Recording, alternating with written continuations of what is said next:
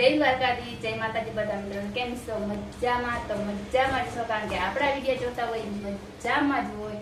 ને આજે આપણે બનાવવાનું છે અંગારા ભાત. તો અંગારા ભાત બનાવવા માટે આપણે બધા મસાલા બનાવી લેવાના છે. તો લીધું છે આપણે ટમેટું, ડુંગળી, બટેટા, લસણ, લીલા મરચાં, આદુ અને લીલા ધાણા, અને લઈ લીધા છે આપણે બાસમતી ચોખા. તો બાસમતી ચોખા આપણે પહેલા તો બાફી લેવાના છે. તો આપણે તેલનું આંધણ મૂકી અને પછી આપણે ચોખા બાફવાના છે. તો ચોખા બફાઈ જાય ત્યાં સુધીમાં આપણે બધા મસાલા મોરી લેવાના છે. તો આપણું તેલ ગરમ થઈ જશે તો એમાં આપણે ચોખા બફાય એટલું પાણી નાખવાનું છે. તો જો કે 2 કરસિયા 3 કરસિયા જેટલું માય એટલું આપણે પાણી ગરમ થઈ ગયું એમાં પાણી આપણે નાખી દેવાનું. પાણી તેલ ગરમ, સોરી, પાણી ગરમ થઈ ગયું.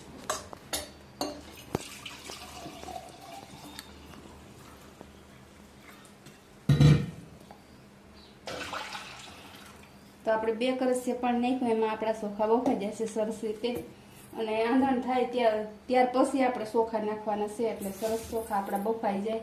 તો આપણે જો બાસમતી ચોખા લઈ લીધા છે અને આપણે બટેટા સોલી લેવાના છે અને ડુંગળી ટમેટા આપણે બધા કટિંગ કરી લઈએ.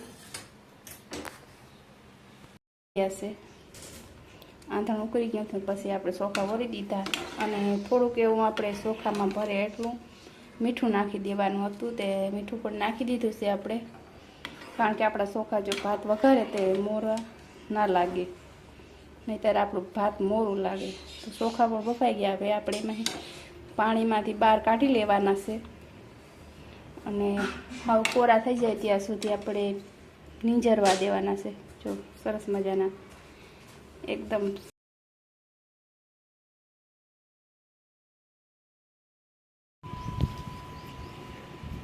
તો આપણે બધા શાકભાજી મોરાઈ ગયા છે. જો ટમેટું મોર લીધું, ડુંગળી, બટેટા, મરચાં અને આદુ આપણે સુધારી લીધું છે, લસણ ફોલાઈ ગયું અને લઈ લીધો છે આપણે ફુદીનો, લસણ અને આદુ આપણે ખાંડી લેવાના છે.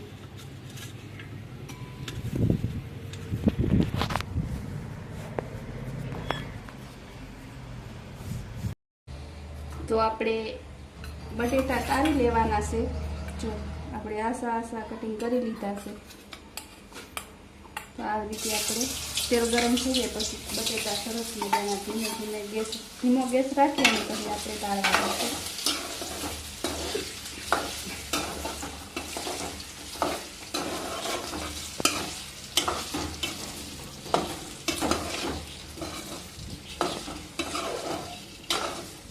આવી રીતે આપણે હલાવતા રહીશું, કારણ કે સોકી ના જાય, એના તપેલીમાં સોકી જાય બટેટા.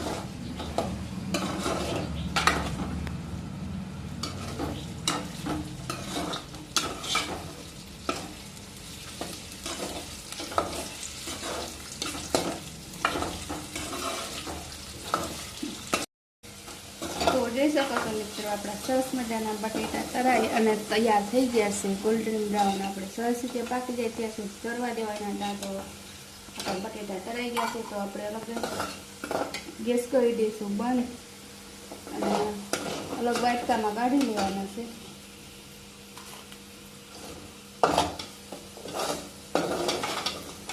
અને બટેટા તારેલું તેલ છે એ આપણે ભાત વઘારવામાં કામ આવી જશે.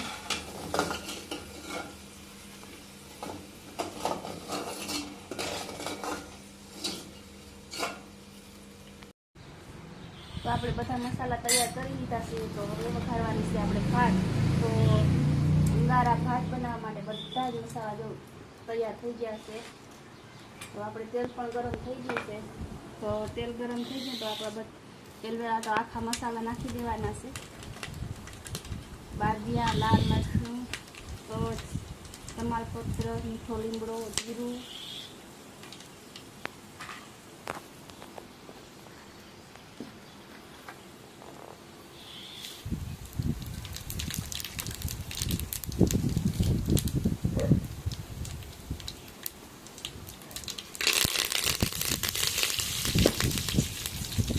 પહેલાં આપણે નાખવાની છે ડુંગળી.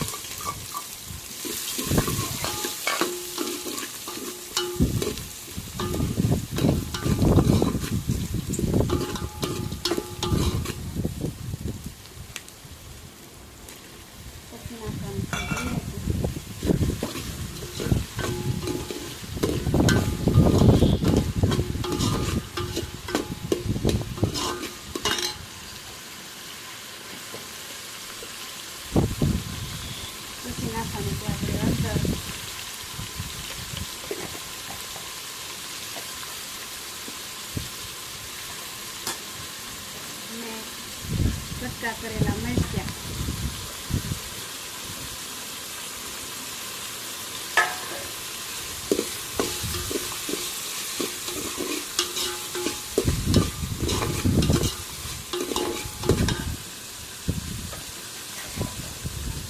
અને આદુ લસણ અને આપણે ફુદીનાનું સરસ મજાનું કૂટેલું ચટણી બનાવી દીધી છે એ પણ આપણે નાખી દઈશું.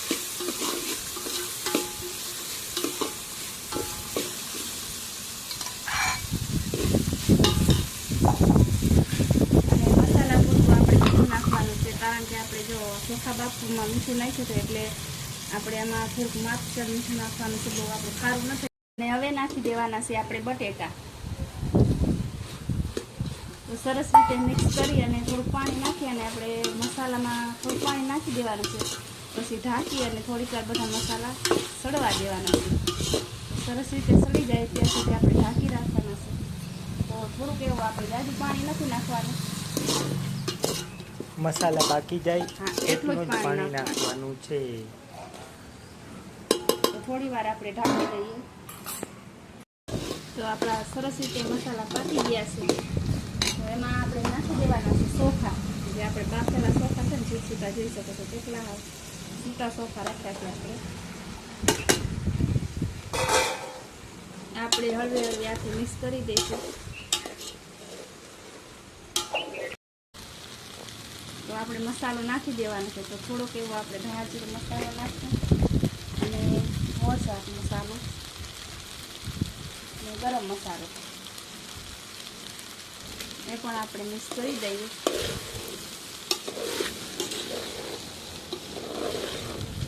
સારી રીતના બધા મસાલા મિક્સ કરીને એટલો મસ્ત સુગંધ આવવા લાગ્યો કે મોંમાં પાણી આવે. ત્યાંથી મસ્ત બનવાનું છે આજે આપણું અંગારા ભાત. હવે નાખી દેવાની છે આપણે ધાણા ભાજી.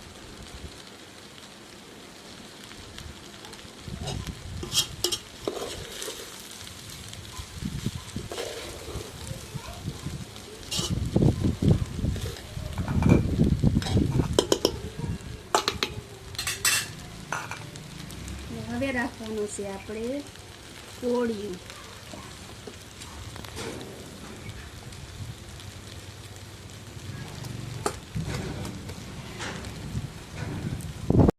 કોળિયું રાખીએ અને એમાં રાખી દીધા છે આપણે દેવતા અંગારા. અંગારા અહીં જ અંગારા ભાત થાય.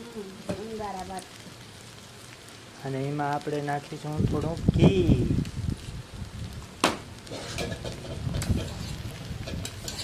એમાં નાખવાનું છે આપણે ઘી અને જલ્દી જલ્દી આપણે ઢાંકી દેવાનું છે. તો થોડીક વાર ઢાંકી અને રહેવા દઈએ. પછી થઈ જાય છે આપણું અંગારા ભાત કમ્પ્લીટ. તો આપણે થોડીક વાર થઈ ગઈ છે. તો હવે આપણે જોઈ શકો છો કેટલું સરસ મજાનું આપણું ભાત બનીને તૈયાર થઈ ગયું છે. હવે બસ આપણે ગરમા ગરમ ખાવાનું છે. તો જોઈ શકો છો મિત્રો કેટલું સરસ મજાનું આપણે અંગારા ભાત બનીને તૈયાર થઈ ગયું છે. તો જોતા જ ખાલી ભાત જોઈએ તો જ મોંમાં પાણી આવી જાય એવું ભાત છે. અને એની સુગંધ તો એટલી મસ્ત આવે છે કે ધગે નકર હું આખડી બધું ખાઈ જાઉં. તો વિડીયો ગમે તો લાઈક શેર અને અમારા ચેનલને સબસ્ક્રાઇબ જરૂર કરી દેજો. ફરી મળીશું આપણે એક નવા વિડીયો સાથે. ત્યાં સુધી બધા મિત્રોને જય દ્વારકાધીશ, જય માતાજી, આવજો.